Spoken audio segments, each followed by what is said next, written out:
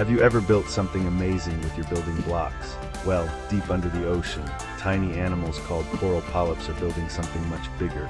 They're creating entire cities called coral reefs. And they've been doing it for millions of years. These coral polyps might be smaller than your pinky finger, but they're master builders. Each polyp looks like a tiny flower that can wave its arms in the water. These arms help them catch their dinner, like little fishing nets catching tasty floating food.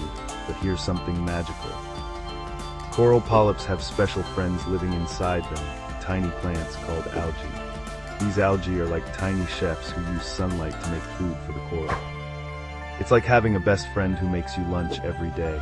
That's why coral reefs need clean, clear water, so sunlight can reach their algae friends. Now, here's where it gets really interesting. Each coral polyp is like a tiny construction worker. They take a special building material called calcium from the seawater. Think of it like underwater cement.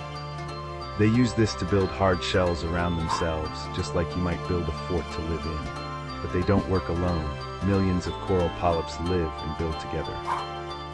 When one polyp builds its home, another builds right next to it, and another next to that one. It's like they're all holding hands and building their houses side by side. When coral polyps die, they leave their hard homes behind, and new polyps build on top, like stacking blocks higher and higher. As more and more polyps build their homes on top of each other, the reef grows bigger and bigger.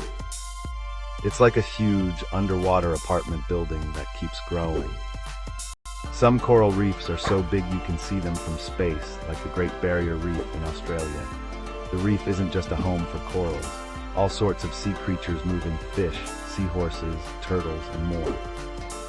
It's like an underwater city where thousands of different animals live together. Some hide in the coral's tiny spaces, while others swim around looking for food or playing with their friends. Remember how we said corals need clean water and sunlight? That's why it's so important to keep our oceans clean.